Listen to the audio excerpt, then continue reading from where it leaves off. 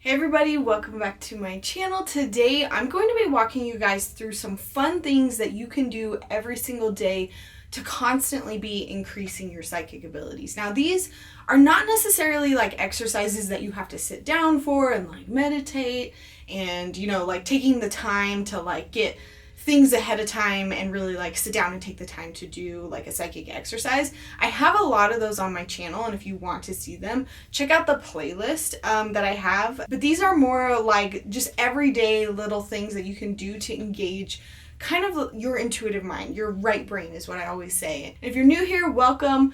Please subscribe. I have a ton of videos on my channel on how to increase your psychic abilities. So if you're interested in learning about how to strengthen your abilities, stick around. I have tons of videos for you to check out. Side note, I also have memberships now, you guys. So if you're interested in coming into my member-only lives, or if you want to get exclusive member-only videos and you guys get a say on what those sort of look like, click the blue join button on my channel to kind of see all those little membership levels.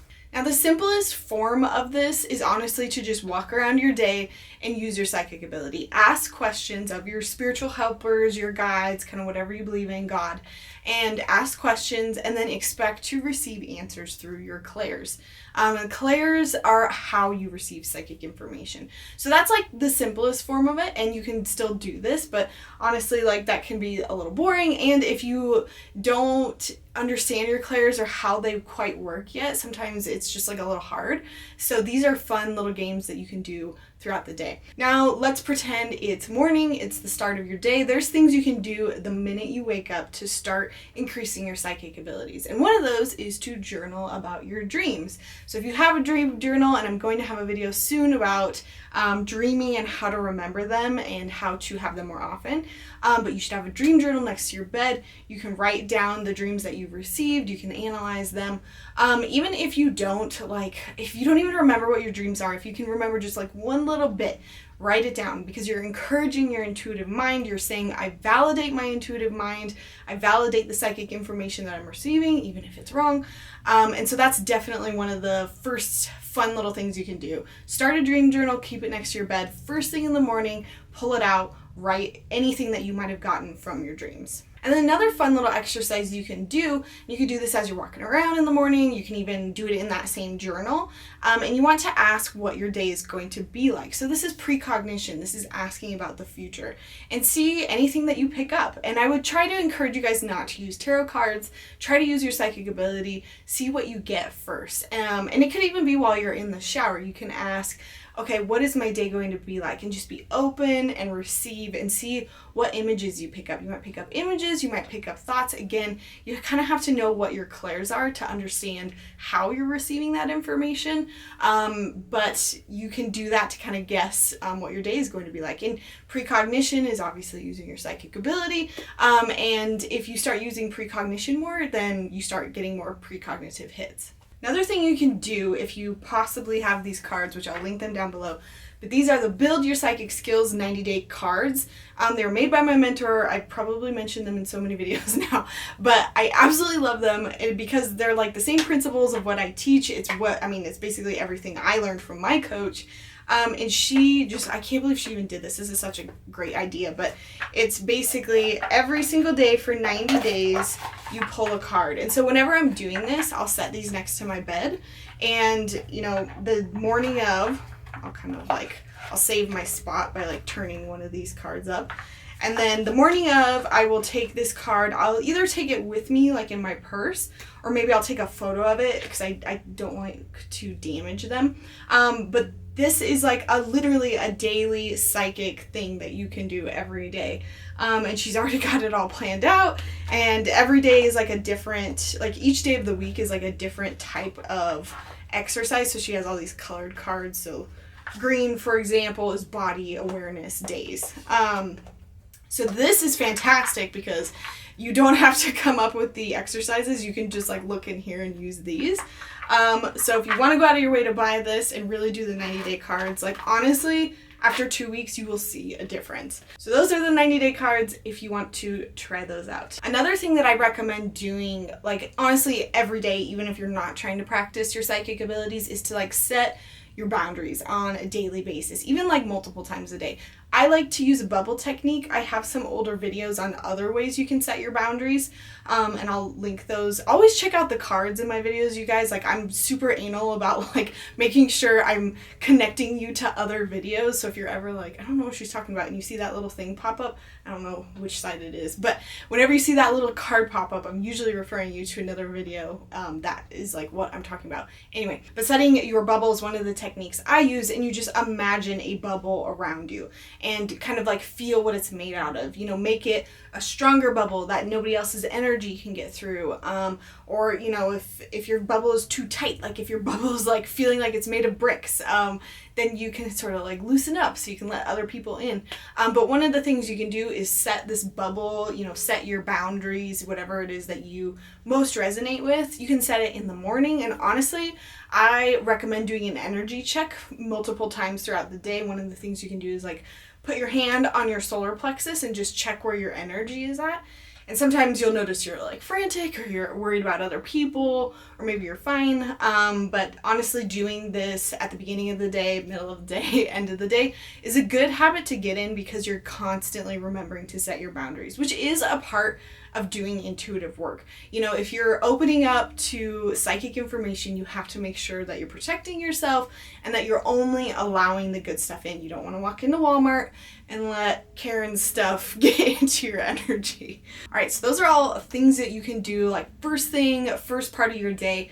The next fun little games that I like to recommend are anticipation games. And there's so many ways that you can use this. Anticipation games are basically trying to guess what's going to happen before it happens. So honestly, like, I love using this when I'm watching TV, especially like reality TV. You're like, what are they going to do next?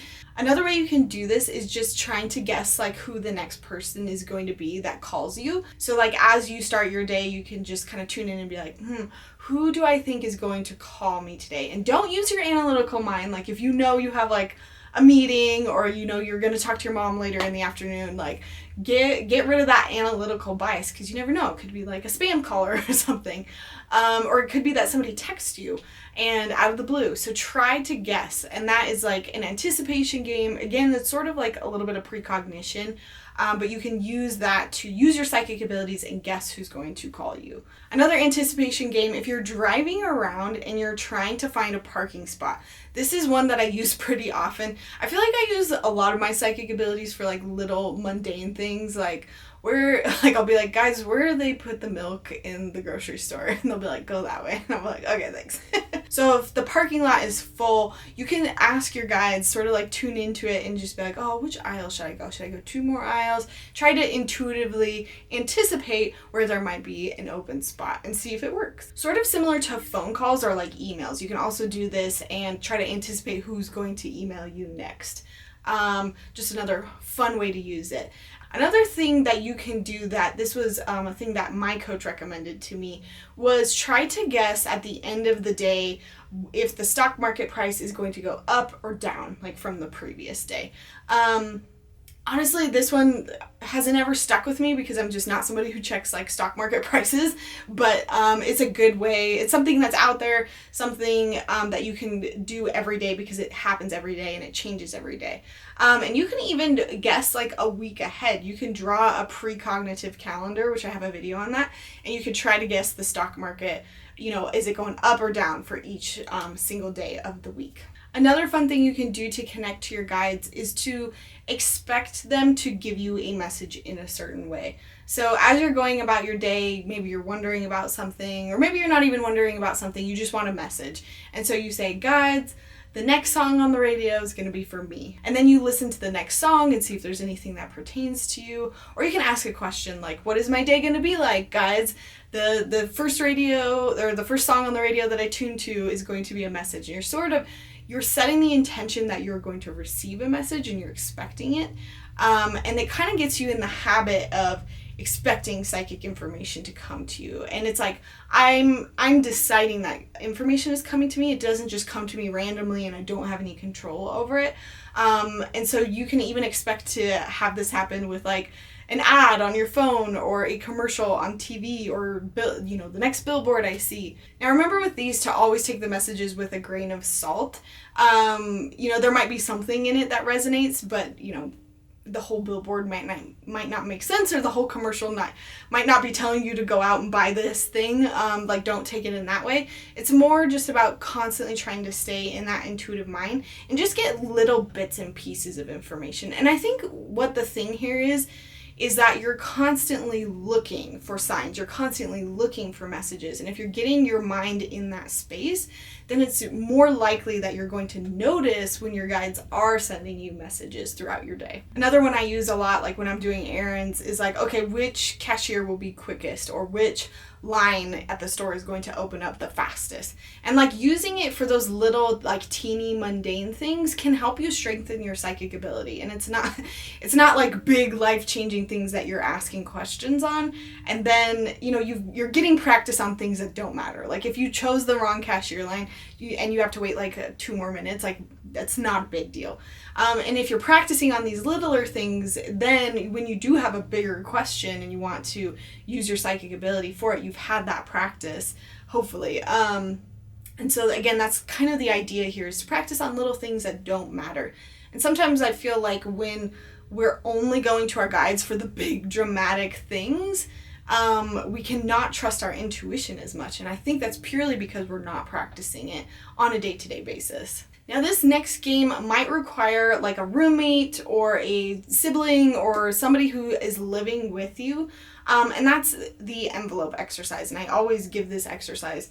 But this is for your clairs. So you can have somebody put a picture or an object into like a bag, or picture like into an envelope. And then what you want to do several times throughout the day, try to tune into the envelope and see what you think is inside. And so, your friend could even write down like a word on a piece of paper.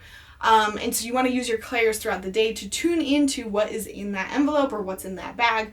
And I think I've talked about this in one of my other videos, but you can separate each clair and try to individually sense each clair and what like is in the envelope. This game is kind of getting more into that like exercise that requires a little bit more of a sit down time.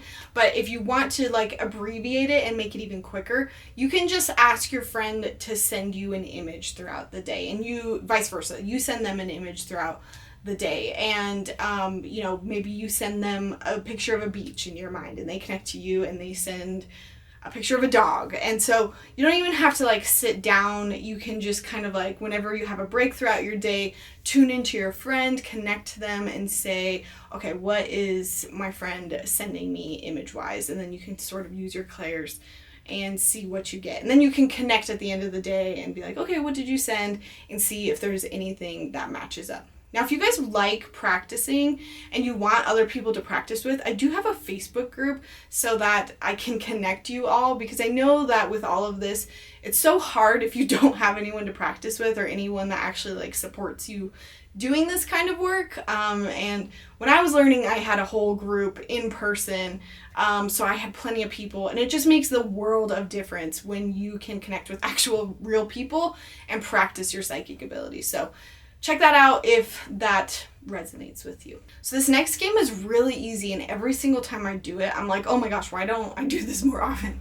And it is to anticipate the energy of a space before you walk into it. So say you have a meeting and you're walking into somebody else's office and you've never been there before. What you can do, or it could be that you have been there before. Maybe it's your office and it's your day-to-day stuff, and what you can do is sense the energy ahead of time.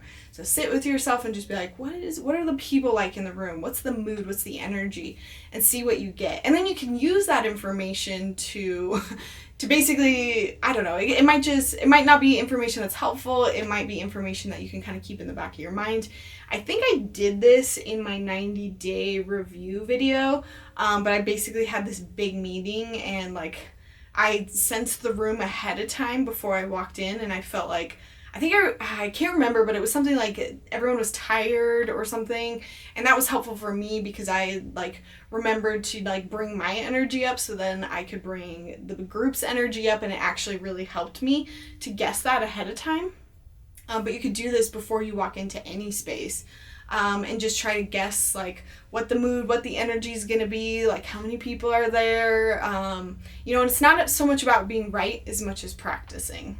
Now this next one can be a little bit weird if you're not used to it, but talking to nature is something that you can easily do while you're, walking out, for your evening, maybe you're walking in between like meetings or something. Talking to nature, and it doesn't mean you have to like stop and hug a tree necessarily. It could just be that you connect with a plant and you're just like, hey, how you doing, and see what you get.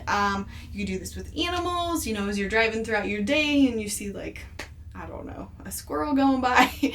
You can connect with nature and just see if you pick up anything about their energy, anything about, how they're feeling, how they're doing. I would not recommend doing this with actual people because we don't want to invade people's space and read them without their permission. That's kind of like a big no-no with ethics.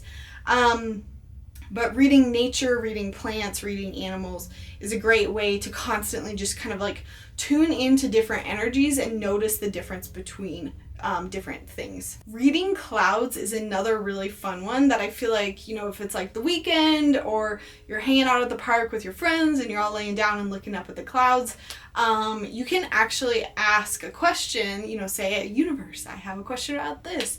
And then you can all look for answers in the clouds. You know how clouds like make different shapes and stuff, and sometimes you have to like wait for them to move, but different people will see different images in the clouds. And this is sort of like automatic drawing. If you guys watch my video on that, there's different symbols and you can read nature.